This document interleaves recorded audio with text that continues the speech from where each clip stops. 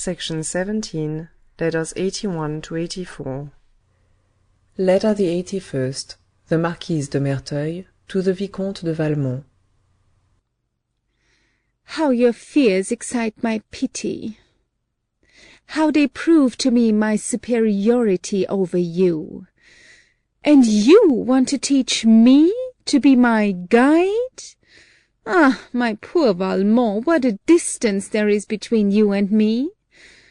No, all the pride of your sex would not suffice to bridge over the gulf which separates us. Because you could not execute my projects, you judge them impossible. Proud and weak being, it well becomes you to seek to weigh my means and judge of my resources. In truth, Vicomte, your counsels have put me in an ill humour, and I will not conceal it from you. That, to mask your incredible stupidity with your présidente, you should blazon on to me as a triumph the fact of your having for a moment put out of countenance this woman who is timid and who loves you. I agree to that. Of having obtained a look, a single look, I smile, and I granted you. That, feeling, in spite of yourself, the poor value of your conduct, you should hope to distract my attention from it by gratifying me with the story of your sublime effort to bring together two children who are both burning to see one another, and who, I may mention, by the way, owe to me alone the ardour of their desire. I grant you that also. That finally you should feel authorized by these brilliant achievements to write to me in doctorial tones that it is better to employ one's time in carrying out one's projects than in describing them. Such vanity does me no harm, and I forgive it. But that you could believe that I had need of your prudence, that I should lose my way unless I deferred to your advice, and that I ought to sacrifice a pleasure or a whim. In truth, Vicomte, that is indeed to plume yourself over much on the confidence which I am quite willing to place in you. And pray, what have you done that I have not surpassed 1,000 times? You have seduced, ruined even, very many women, but what difficulties have you had to overcome? What obstacles to surmount? What merit lies therein that is really your own?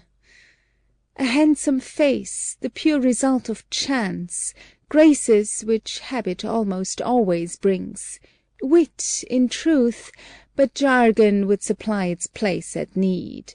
A praiseworthy impudence, perhaps due solely to the ease of your first successes.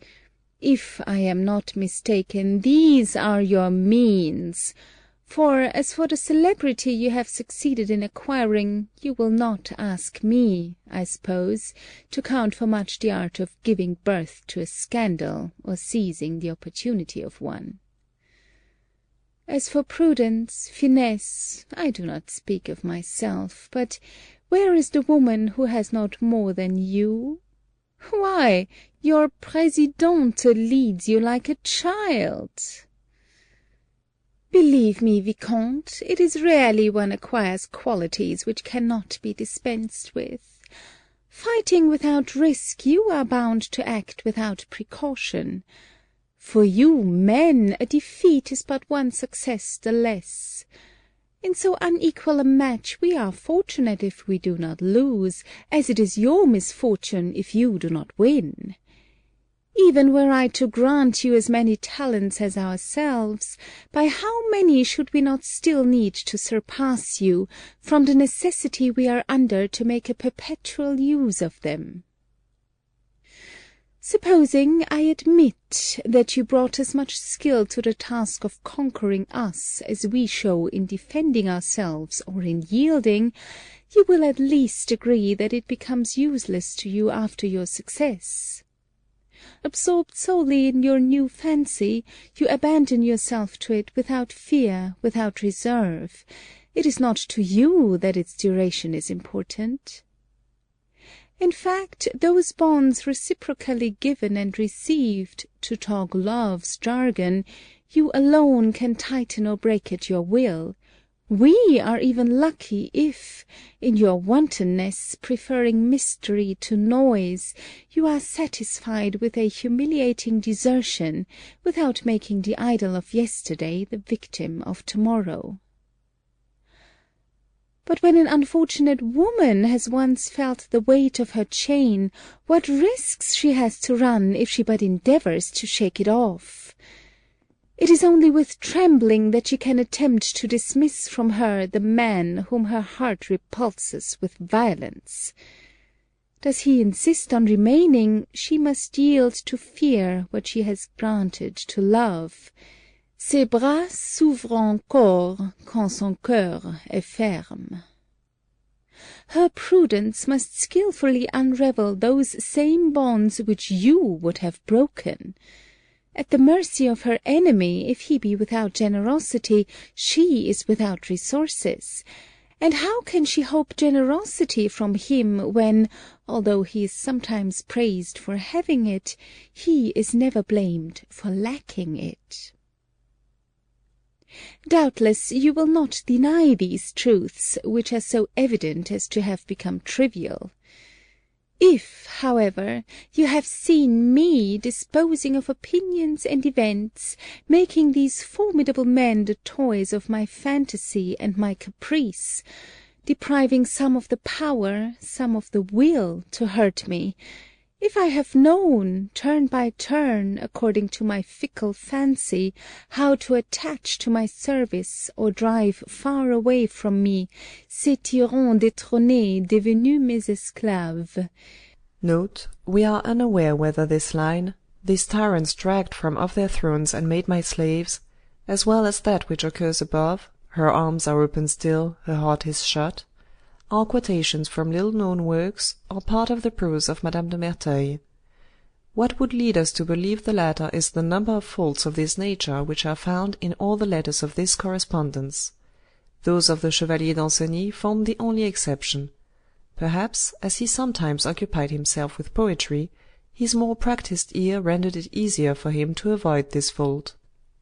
If in the midst of these frequent revolutions my reputation has still remained pure, ought you not to have concluded that, being born to avenge my sex and to dominate yours, I had devised methods previously unknown?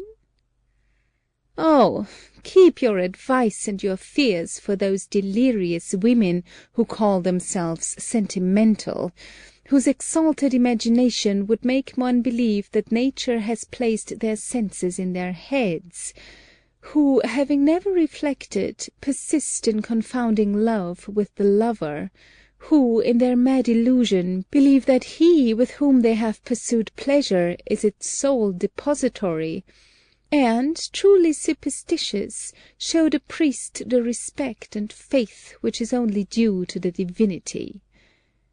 Be still more afraid of those who, their vanity being larger than their prudence, do not know at need how to consent to being abandoned.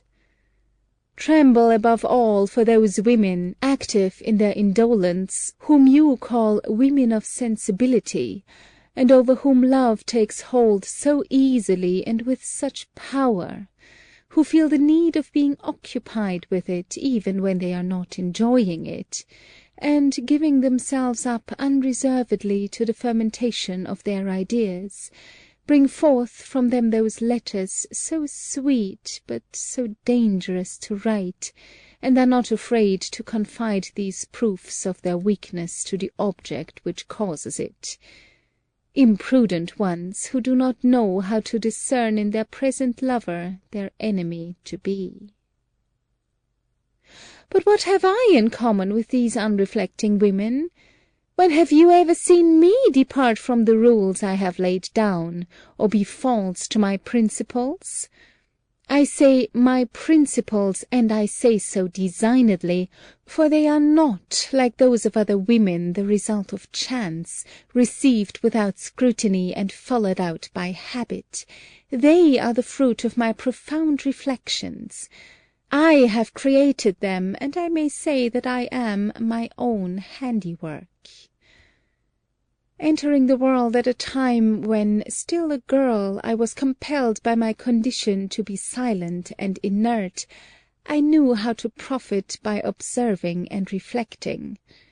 Whilst I was thought heedless or inattentive, and in truth listened little to the remarks that they were careful to make to me, I carefully gathered up those which they sought to hide from me. This useful curiosity, while serving to instruct me, also taught me dissimulation, often forced to conceal the objects of my attention from the eyes of those who surrounded me. I sought to direct my own whither I desired.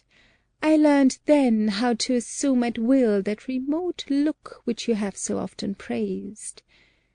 Encouraged by this first success, I tried to govern equally the different movements of my face. Did I express some vexation, I studied to assume an air of serenity, even of joy. I have carried my zeal so far as to inflict voluntary pain on myself, in order to seek at that time an expression of pleasure. I laboured with the same care and greater difficulty to repress the symptoms of unexpected joy. It was thus that I gained that command over my physiognomy at which I have sometimes seen you so astonished. I was very young still, and almost without interest. My thoughts were all that I had, and I was indignant that these should be stolen from me or surprised against my will. Armed with these first weapons, I amused myself by showing myself under different forms. Sure of my gestures, I kept a watch upon my speech. I regulated both according to circumstances, or even merely according to my whim. From that moment the colour of my thought was my secret, and I never revealed more of it than it was useful for me to show.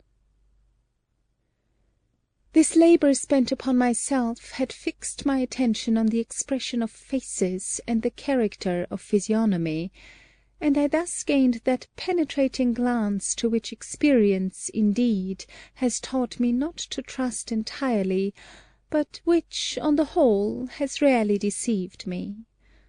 I was not 15 years old. I possessed already the talents to which the greater part of our politicians owe their reputation, and I was as yet only at the rudiments of the science which I wished to acquire.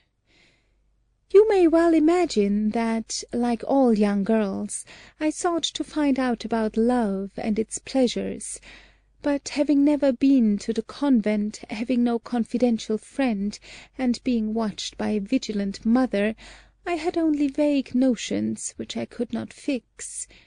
Even nature, which later I had assuredly no reason to do aught but praise, as yet afforded me no hint. One might have said that it was working in silence at the perfection of its handiwork. My head alone was in a ferment. I did not desire enjoyment, I wanted to know. The desire for information suggested to me the means. I felt that the only man with whom I could speak on this matter without compromising myself was my confessor. I took my course at once. I surmounted my slight feeling of shame, and, vaunting myself for a sin which I had not committed, I accused myself of having done all that women do. That was my expression, but in speaking so, I did not know, in truth, what idea I was expressing. My hope was not altogether deceived, nor entirely fulfilled. The fear of betraying myself prevented me from enlightening myself, but the good father represented the ill as so great that I concluded the pleasure to be extreme, and to the desire of knowing it, the desire of tasting it succeeded. I do not know whither this desire would have led me, and, devoid of experience as I was at that time, perhaps a single opportunity would have ruined me. Luckily for me, my mother informed me a few days later that I was to be married. The certainty of knowing extinguished my curiosity of once, and I came a virgin to the arms of Monsieur de Merteuil. I waited with calmness for the moment which was to enlighten me, and I had need of reflection in order to exhibit embarrassment and fear. The first night of which ordinarily one entertains an idea so painful or so sweet presented itself to me only as an occasion of experience. Pain and pleasure I observed all carefully, and saw in these different sensations only facts upon which to reflect and meditate. This form of study soon succeeded in pleasing me, but, faithful to my principles, and feeling by instinct perhaps that no one ought to be further from my confidence than my husband, I resolved to appear the more impassive in his eyes, the more sensible I really was. This apparent coldness was subsequently the impregnable foundation of his blind confidence. As a second reflection, I joined to it the mischievous air which my age justified, and he never thought me more of a child than when I was tricking him most. Meanwhile, I will admit, I, at first, let myself be dragged into the vortex of society, and gave myself up completely to its futile distractions. But after some months, Monsieur de Merteuil having taken me to his dismal country estate, the dread of ennui revived the taste of study in me, and as I found myself there surrounded by people whose distance from me put me out of the reach of all suspicion, I profited by it to give a vaster field to my experience. It was there especially that I assured myself that love, which they vaunt to us as the cause of our pleasures, is at the most only the pretext for them. The illness of Monsieur de Merteuil came to interrupt these sweet occupations. It was necessary to follow him to town, where he went to seek for aid. He died, as you know, shortly afterwards, and although, considering all things, I had no complaint to make against him, I had, none the less, a lively feeling of the value of the liberty which my widowhood would give me, and I promised myself to take advantage of it. My mother calculated on my entering a convent, or returning to live with her. I refused to take either course, and all I granted to decency was to go back to the same country estate, where there were still some observations left for me to make. I supplemented these with the help of reading, but do not imagine it was all of the kind you suppose. I studied our manners in novels, our opinions in the philosophers. I even went to the most severe moralists to see what they expected from us, and I thus made sure of what one could do, of what one ought to think, and of how one must appear. My mind once settled upon these three matters. The last alone presented any difficulties in execution. I hoped to overcome them, and I meditated on the means. I began to grow tired of my rustic pleasures, which were not varied enough for my active brain.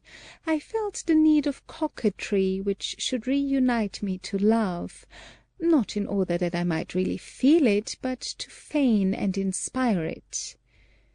In vain had I been told, and had I read, that one could not feign this sentiment. I saw that, to succeed there, it sufficed to join the talent of a comedian to an author's wit. I exercised myself in both kinds, and perhaps with some success, but instead of seeking the vain applause of the theatre, I resolved to employ for my happiness that which so many others sacrificed to vanity. A year passed in these different occupations. My mourning then allowed me to reappear. I returned to town with my great projects. I was not prepared for the first obstacle which I encountered. My long solitude and austere retreat had covered me with a veneer of prudery which frightened our beaux. They kept their distance, and left me at the mercy of a crowd of tedious fellows, who were all aspirants for my hand. The embarrassment did not lie in refusing them, but many of these refusals displeased my family, and in these internal disputes I lost the time of which I had promised myself to make such charming use. I was obliged then, in order to recall some and drive away the others, to display certain inconsistencies, and to take as much pains in damaging my reputation as I had thought to take in preserving it. I succeeded easily, as you may believe, but, being carried away by no passion, I only did what I thought necessary, and measured out my doses of indiscretion with caution.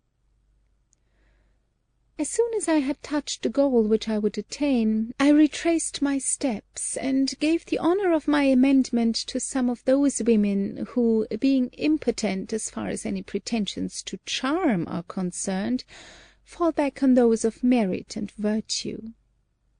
This was a move which was of more value to me than I had hoped. These grateful duennas set themselves up as my apologists, and their blind zeal for what they called their work was carried to such an extent that, at the least reflection which might be made on me, the whole party of prudes cried scandal and outrage. The same method procured me also the suffrages of women with pretensions, who, being persuaded that I had renounced the thought of following the same career as theirs, selected me as a subject for their praise, each time they wished to prove that I did not speak ill of all the world. Meanwhile, my previous conduct had brought back the lovers, and to compromise between them and the unfaithful women who had become my patronesses, I passed as a woman of sensibility, but rigour, whom the excess of her delicacy furnished with arms against love. I then began to display upon the great stage the talents which had been given me. My first care was to acquire the reputation of being invincible. To attain it, the men who did not please me were always the only ones whose homage I had the air of accepting. I employed them usefully to obtain for me the honours of resistance, while to the preferred lover I abandoned myself without fear. But the latter my pretended shyness never permitted to follow me in the world, and the gaze of society has thus been always fixed on the unhappy lover. You know with which rapidity I choose. It is because I have observed that it is nearly always the previous attentions which disclose a woman's secret. Whatever one may say, the tone is never the same before and after success. This difference does not escape the attentive observer, and I have found it less dangerous to be deceived in my choice than to let that choice be penetrated. I gain here again by removing probabilities, by which alone we can be judged. These precautions, and that of never writing, of never giving any proof of my defeat, might appear excessive, and to me have ever appeared insufficient. I have looked into my own heart, I have studied in it the heart of others. I saw there that there is nobody who does not keep a secret there which it is of importance to him should not be divulged, a truth which antiquity seems to have known better than we, and of which the history of Samson might be no more than an ingenious symbol. Like a new Delilah, I have always employed my power in surprising this important secret. Ah, of how many of our modern Samsons have not the locks fallen beneath my shears! And these, I have ceased to fear them, they are the only ones I have sometimes permitted myself to humiliate. More supple with the others, the art of rendering them unfaithful, lest I should appear to them fickle, a feint of friendship, an appearance of confidence, a few generous measures, the flattering notion, which each one retains, of having been my only lover, have secured me their discretion. Finally, when these methods failed me, foreseeing the rupture, I knew how to crush in advance, beneath ridicule or calumny, the credence which these dangerous men could have obtained. All this which I tell you, you have seen me practise unceasingly, and you doubt of my prudence. Ah, indeed! Recall to mind the time when you paid me your first attentions. No homage was ever more flattering to me. I desired you before I had ever seen you. Seduced by your reputation, it seemed to me that you were wanting to my glory. I burned with a desire for a hand-to-hand combat with you. It is the only one of my fancies which ever had a moment's empire over me. However, if you had wished to destroy me, what means would you have found? Empty talk which leaves no trace behind it, which your very reputation would have helped to render suspect, and a tissue of improbable facts, the sincere relation of which would have had the air of a badly conceived novel.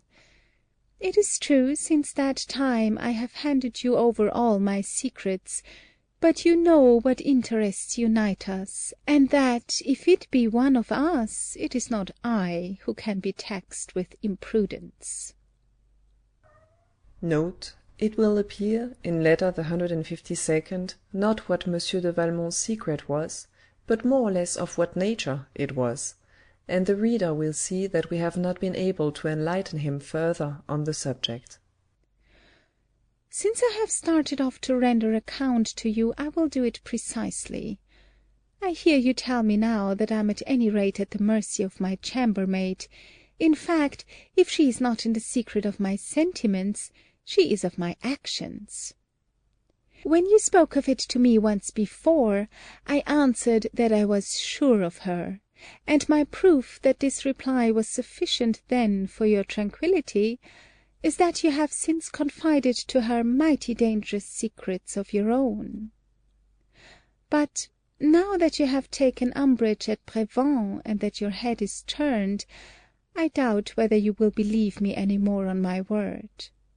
I must therefore edify you. In the first place, the girl is my foster sister, and this bond, which does not seem one to us, is not without force amongst people of her condition.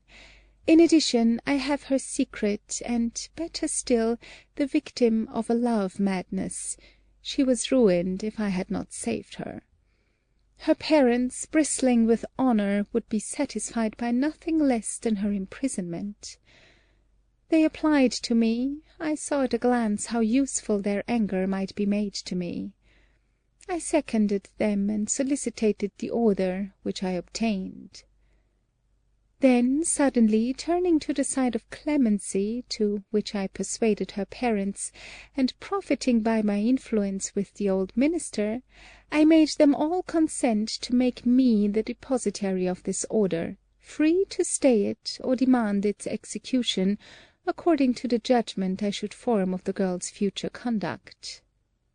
She knows, then, that I have her lot within my hands, and if, to assume the impossible, these potent reasons should not prevent her, is it not evident that the revelation of her conduct and her authentic punishment would soon deprive her language of all credit?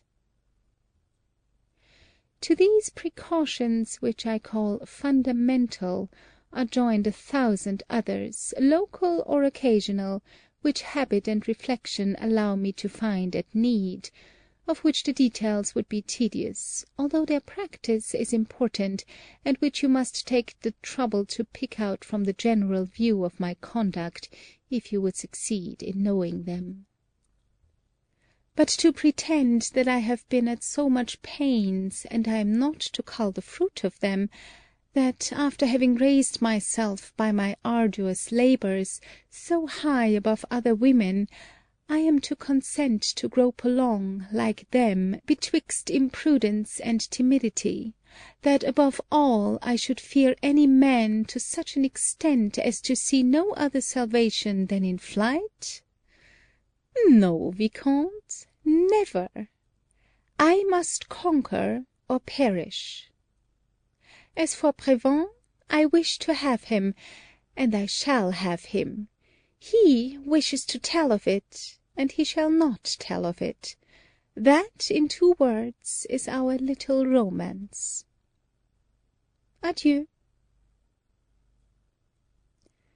Paris, 20th of September, 17... Letter the 82nd. Cécile Volanges to the Chevalier d'Ancenis. Oh God, what pain your letter gave me! I need well have felt such impatience to receive it. I hoped to find in it consolation, and here I am, more afflicted than I was ere I received it. I shed many tears when I read it. It is not that with which I reproach you. I have already wept many times because of you, without its being painful to me, but this time it is not the same thing. What is it that you wish to say, pray? That your love is grown a torment to you, that you cannot longer live thus, nor any more support your situation? Do you mean that you are going to cease to love me, because it is not so agreeable as it used to be? It seems to me that I am no happier than you are, quite the contrary, and yet I only love you the more for that. If Monsieur de Valmont has not written to you, it is not my fault. I could not beg him to, because I have not been alone with him, and we have agreed that we would never speak before people, and that again is for your sake, so that he can the better do what you desire. I do not say that I do not desire it also, and you ought to be assured of this. But what would you have me do? If you believe it to be so easy, please find the means. I ask nothing better. Do you think it is so very agreeable for me to be scolded every day by mamma, who once never said anything to me? Quite the contrary. Now it is worse than if I were at the convent. I consoled myself for it, however, by reflecting that it was for you. There were even moments when I found I was quite content, but when I see that you are vexed too, without its being in the least my fault, I have more grief than I had for all that has hitherto happened to me.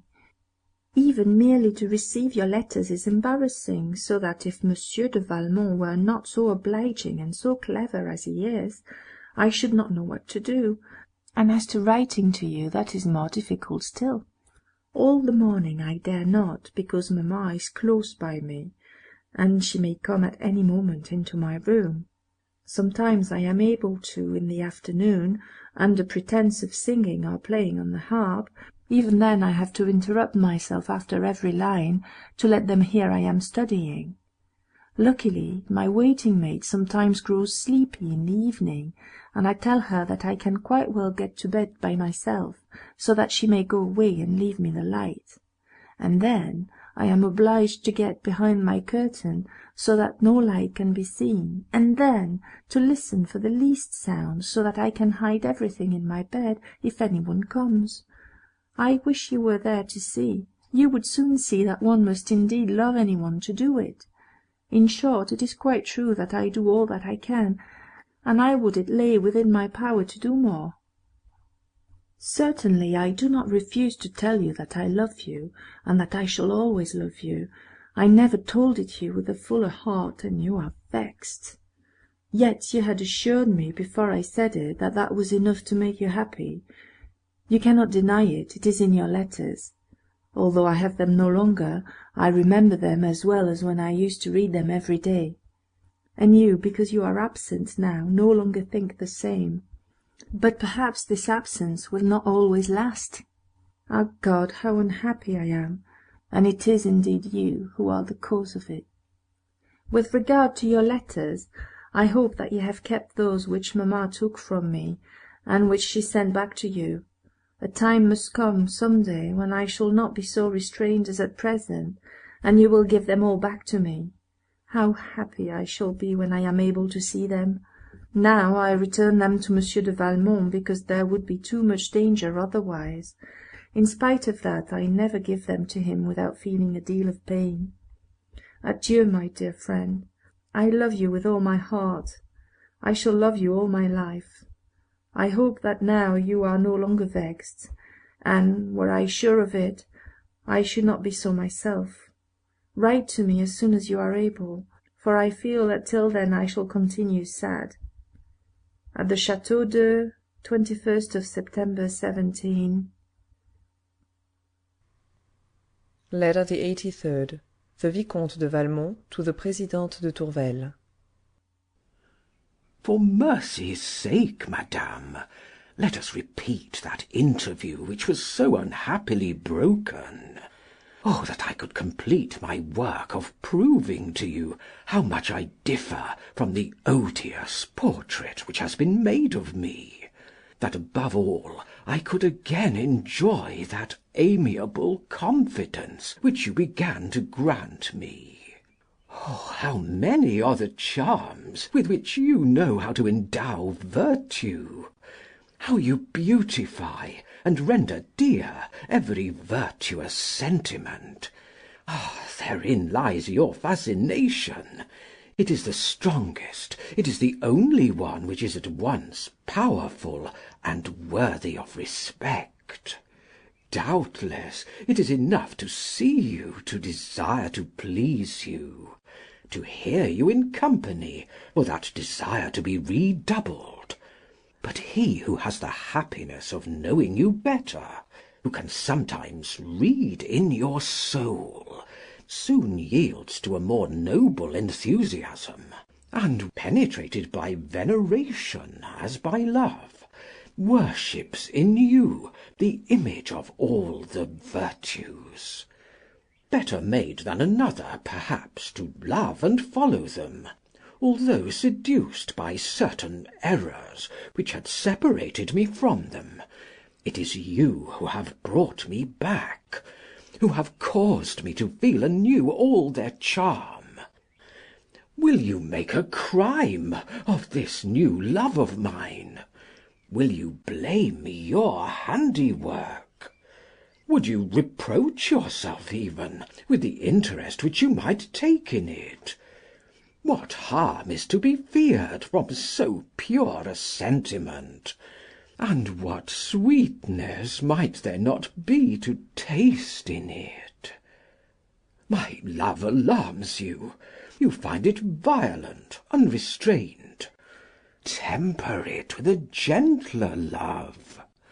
Do not disdain the empire which I offer you, from which I swear never to escape, and which I dare believe would not be entirely lost to virtue. What sacrifice could seem hard to me, once sure that your heart could keep its price for me? Where is the man, then, who is so unhappy as not to know how to delight in the privations which he imposes on himself, as not to prefer a word, a glance, accorded, to all the pleasures which he could steal or surprise? And you believed that I was such a man, and you feared me. Why does not your happiness depend on my own? What vengeance I would take on you by rendering you happy!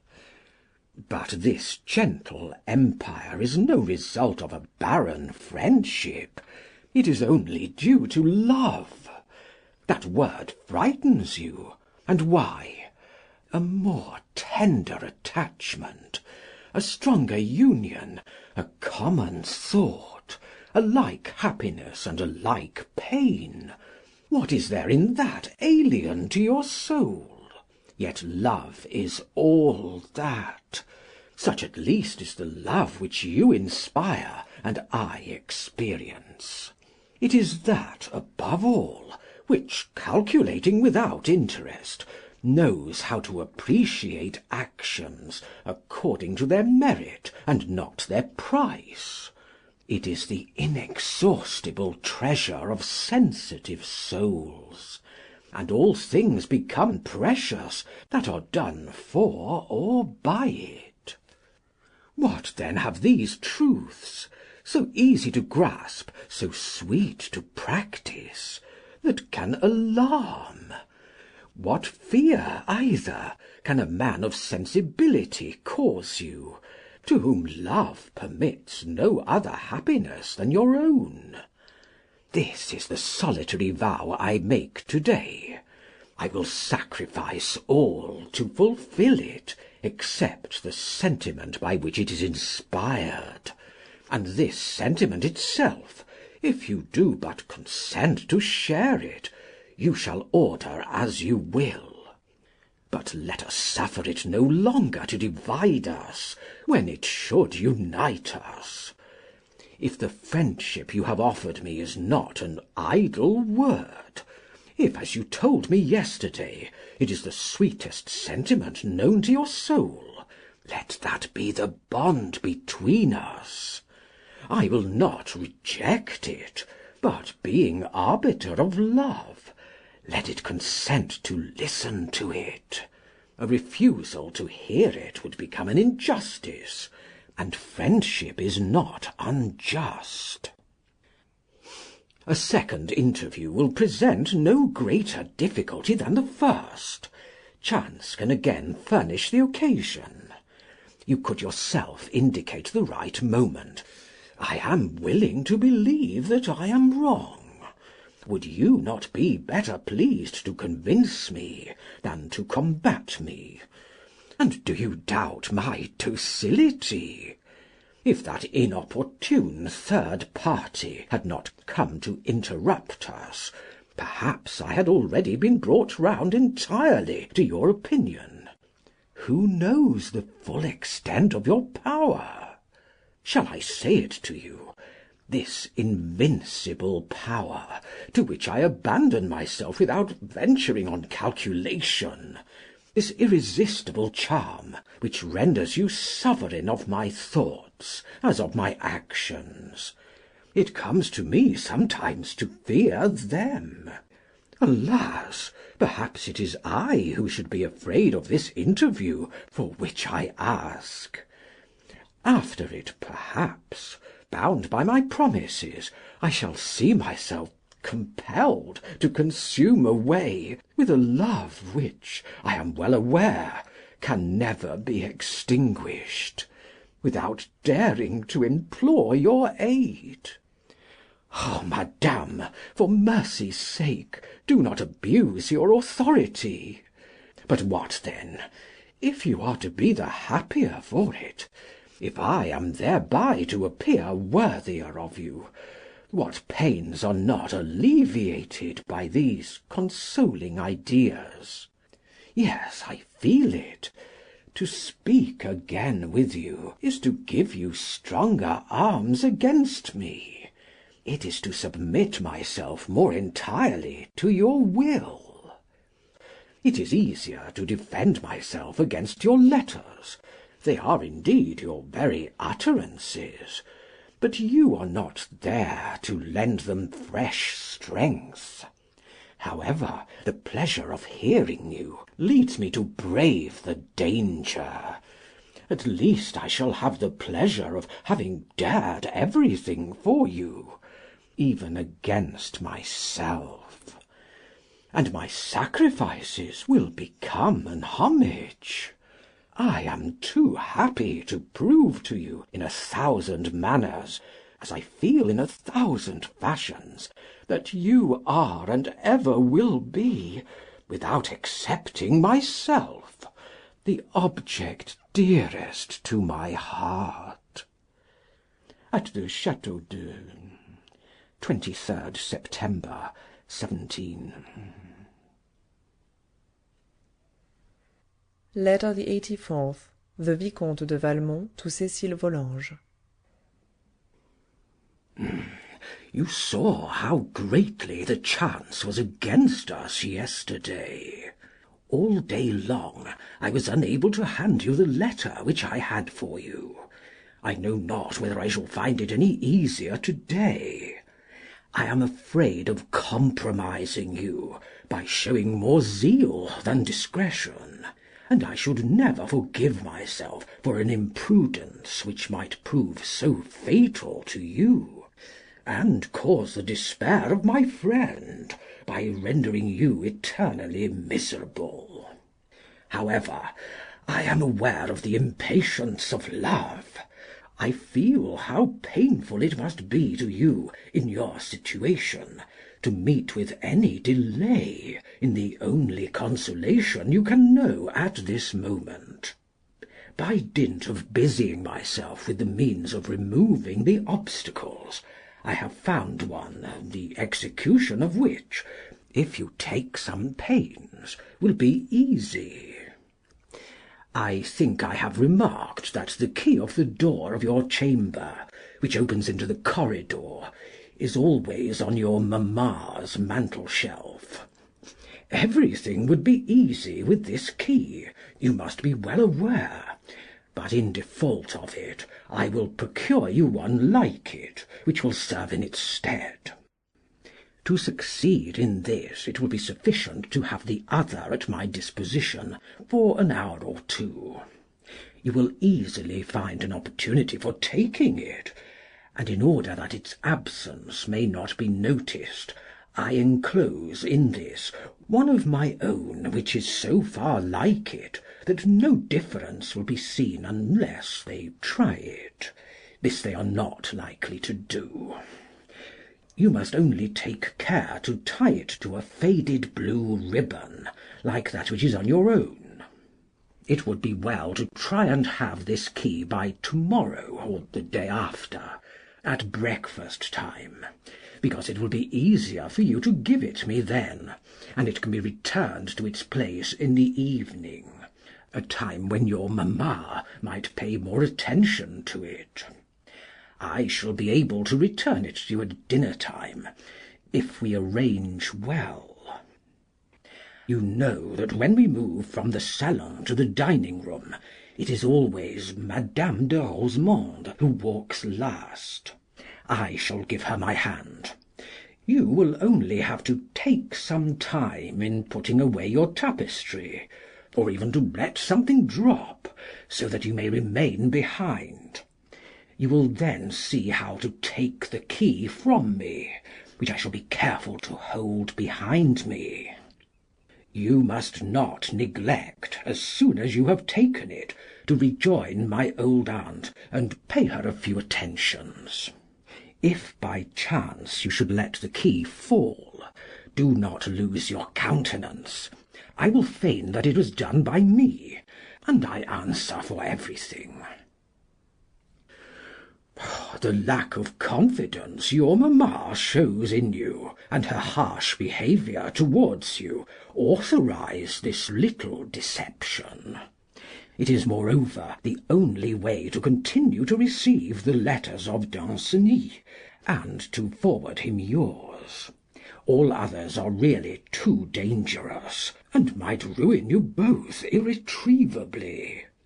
Thus my prudent friendship would reproach itself, were I to employ them further. Once having the key, there remain some precautions for us to take against the noise of door and lock, but they are very easy. You will find, beneath the same press where I placed your paper, oil and a feather. You sometimes go to your room at times when you are alone there. You must profit by it to oil the lock and hinges. The only attention you need pay is to be careful of stains which might betray you. You had better wait also until night arrives, because if it be done with the intelligence of which you are capable, there will be no trace of it on the following morning. If, however, it should be perceived, then you must say that it is the indoor polisher.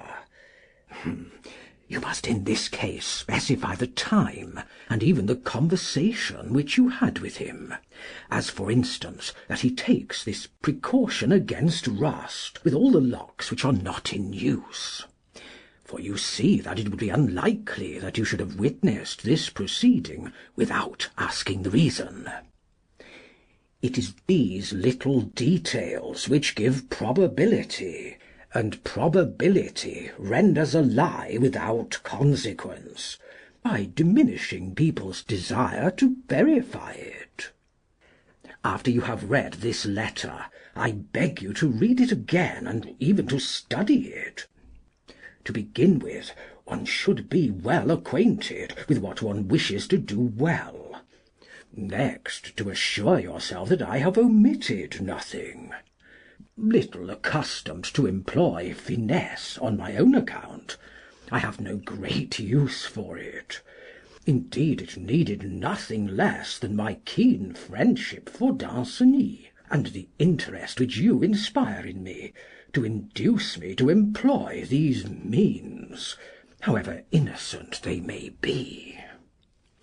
I hate anything which has the air of deception. That is my character.